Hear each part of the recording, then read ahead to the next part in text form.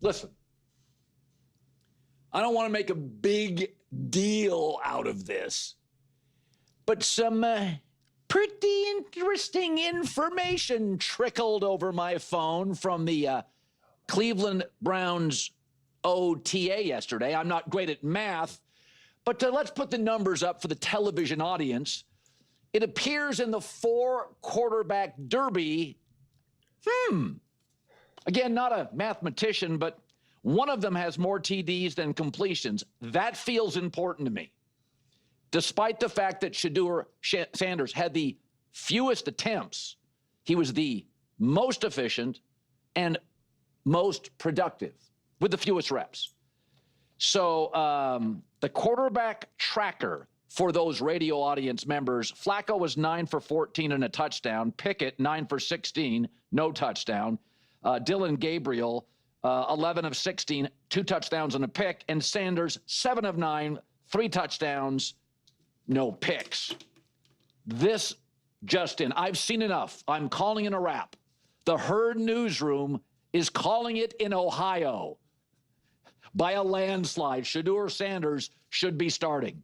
We are calling Ohio as the projected winner in a race that is not as close as the fake news projected. You can keep selling me on Pickett. You can keep selling me on Dylan Gabriel. Now, Flacco, I buy.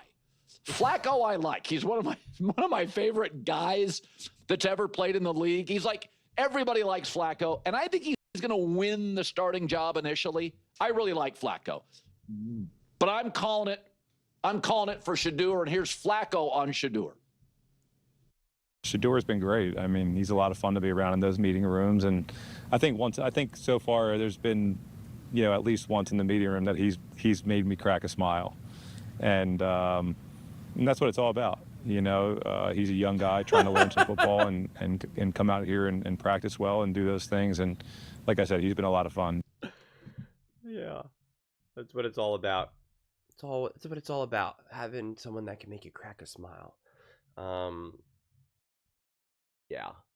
So I saw this clip, and I was originally not going to make it, but I was talking to a lot of people in the comment section.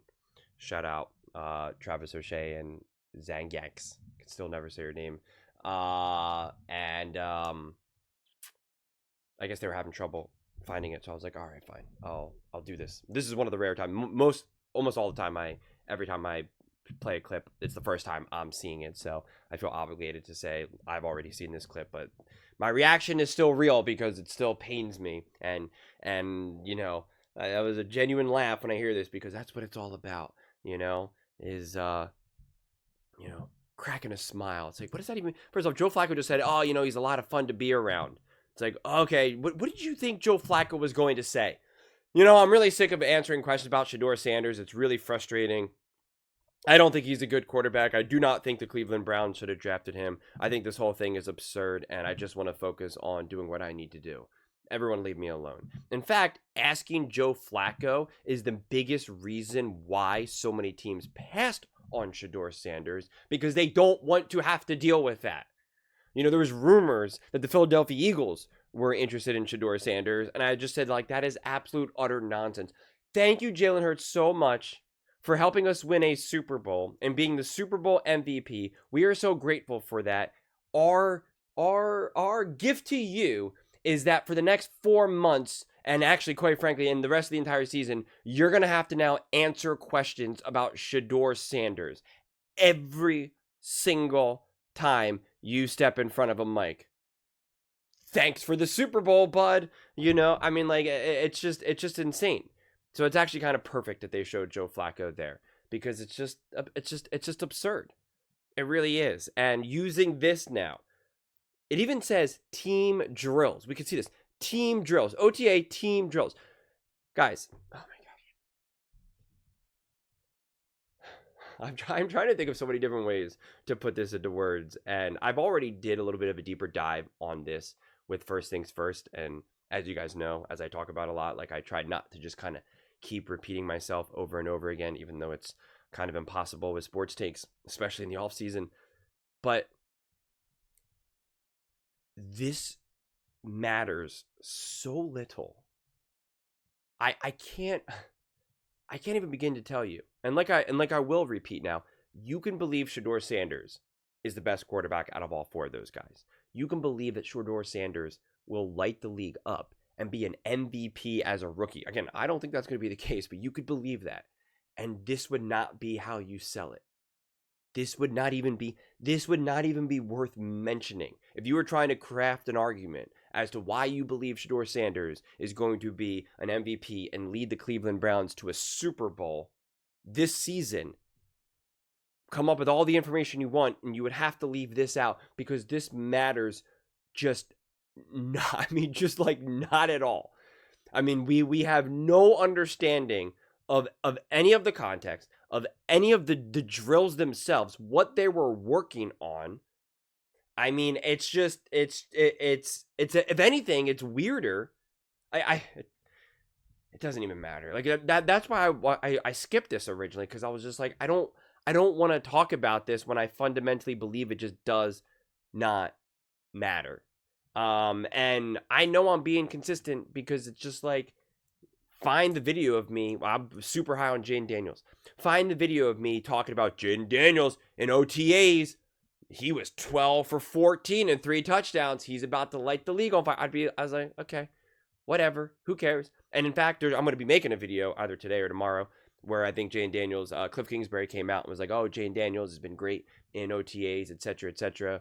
And there's a part of that I actually want to talk about, because he's talking about how he's like thinking less and just, and just playing more intuitively. And it's like, yeah, that's the stuff that I want to hear. That's the stuff that I like to hear. Now, granted, it's a lot easier to be intuitive and play fearless in OTAs than in the regular season, but it's like those are a little bit more of the energy that I'm looking for. Like that's different. And I'm also hearing it specifically from the offensive coordinator that is trying his best to give us context for a situation. But even so, what's he going to say? Oh, Jaden Daniels has been struggling a little bit. He's got a little rust he's got to shake off. So just hearing these like cold numbers, 9 for 14, 7 for 9, 9 for 16, 11 for 16. It's just so irrelevant. And what you do in team drills like this, especially in football, but really any sport, it just matters so little. Go watch. You know what's actually really funny? And I didn't say this yesterday when I made this video with First Things First, because they brought up batting practice. And Brew was like, oh, it's like batting practice. If someone keeps hitting home runs in batting practice, wouldn't that impress you? And, I kind of said no, and I gave various reasons. Sometimes you're working on like hitting curveballs. Sometimes you're working on changeups, all this type of stuff. But I can also say with a high degree of confidence that when you're taking batting practice, your intention is to not just hit home run after home run after home run. And I can't tell you how many people in batting practice can indeed hit home run after home run after home run after home run, only to not even be close to doing that during the regular season. It is so fundamentally different. I am not good enough to play in the NFL. I'm very athletic, got a good arm, at least definitely when I was even a little bit younger, maybe not as much now, broken clavicle. But you can put me in drills that I could look awesome in. I'm very confident in that. Very confident in that. When it's time for the game to start, would I be absolutely flustered by all the pressure that I could get from the defense? Would I get confused left and right by the coverages? Absolutely. Absolutely. So this idea that these drills kind of show you anything is just laughable. It really, really is. Not to mention even the completions themselves. It's possible. First of all, one, it could be that he threw like literally 1 yard passes. 2, you realize he could be throwing 7 for 9, but all 7 completions were terrible throws, but they just so happened to be caught.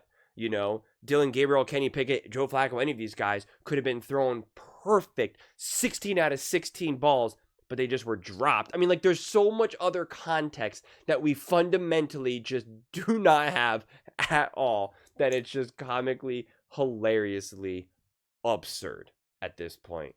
It's just ridiculous, man. It's just ridiculous. But those are just my thoughts. I'd absolutely love to hear yours. What do you guys all think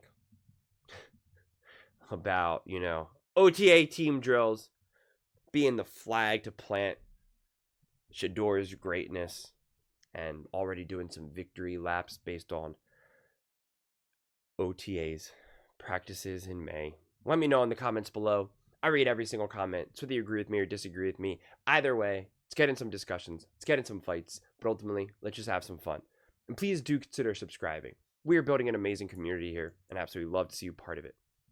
I want to build something that we all genuinely feel connected to, something that we're really excited to be part of. I think we're on our way to doing it.